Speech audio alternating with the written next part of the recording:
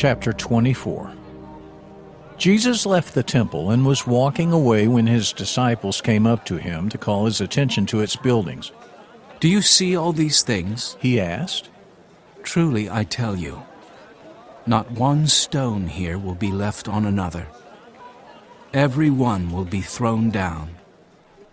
As Jesus was sitting on the Mount of Olives, the disciples came to him privately.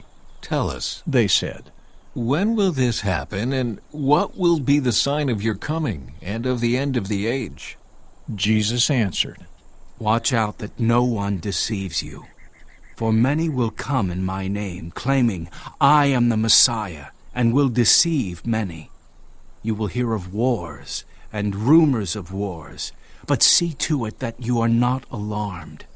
Such things must happen, but the end is still to come. Nation will rise against nation, and kingdom against kingdom. There will be famines and earthquakes in various places. All these are the beginning of birth pains. Then you will be handed over to be persecuted and put to death, and you will be hated by all nations because of me. At that time many will turn away from the faith and will betray and hate each other. And many false prophets will appear and deceive many people. Because of the increase of wickedness, the love of most will grow cold. But the one who stands firm to the end will be saved. And this gospel of the kingdom will be preached in the whole world as a testimony to all nations. And then the end will come. So when you see standing in the holy place the abomination that causes desolation, spoken of through the prophet Daniel, let the reader understand. Then let those who are in Judea flee to the mountains. Let no one on the housetop go down to take anything out of the house. Let no one in the field go back to get their cloak. How dreadful it will be in those days for pregnant women and nursing mothers. Pray that your flight will not take place in winter or on the Sabbath, for then there will be great distress, unequaled from the beginning of the world until now, and never to be equaled again. If those days had not been cut short, no one would survive. But for the sake of the elect, those days will be shortened. At that time, if anyone says to you, 'Look, here is the Messiah,' or 'There he is,' do not believe it. For false messiahs and false prophets will appear and perform great signs and wonders to deceive, if possible, even the elect. See, I have told you ahead of time. So if anyone tells you, 'There he is, out in the wilderness,' do not go out. Or, 'Here he is, in the inner rooms,' do not believe it. For as lightning that comes from the east is visible even in the west, so will be the coming of the Son of Man. Wherever there is a carcass, there the vultures will gather. Immediately after the distress of those days, the sun will be darkened, and the moon will not give its light. The stars will fall from the sky, and the heavenly bodies will be shaken. Then will appear the sign of the Son of Man in heaven. And then all the peoples of the earth will mourn when they see the Son of Man coming on the clouds of heaven with power and great glory.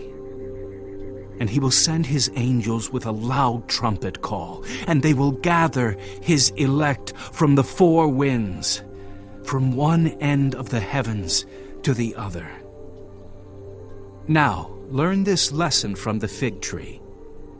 As soon as its twigs get tender and its leaves come out, you know that summer is near. Even so, when you see all these things, you know that it is near, right at the door. Truly, I tell you, this generation will certainly not pass away until all these things have happened. Heaven and earth will pass away, but my words will never pass away.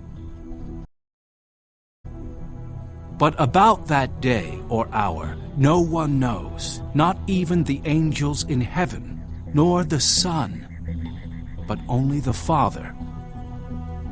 As it was in the days of Noah, so it will be at the coming of the Son of Man. For in the days before the flood, people were eating and drinking, marrying and giving in marriage, up to the day Noah entered the ark.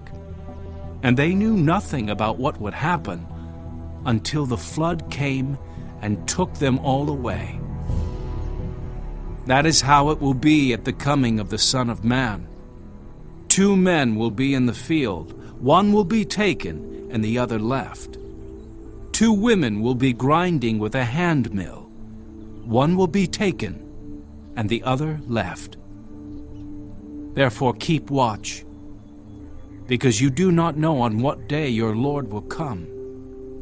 But understand this: if the owner of the house had known at what time of night the thief was coming, he would have kept watch and would not have let his house be broken into. So you also must be ready, because the Son of Man will come at an hour when you do not expect him.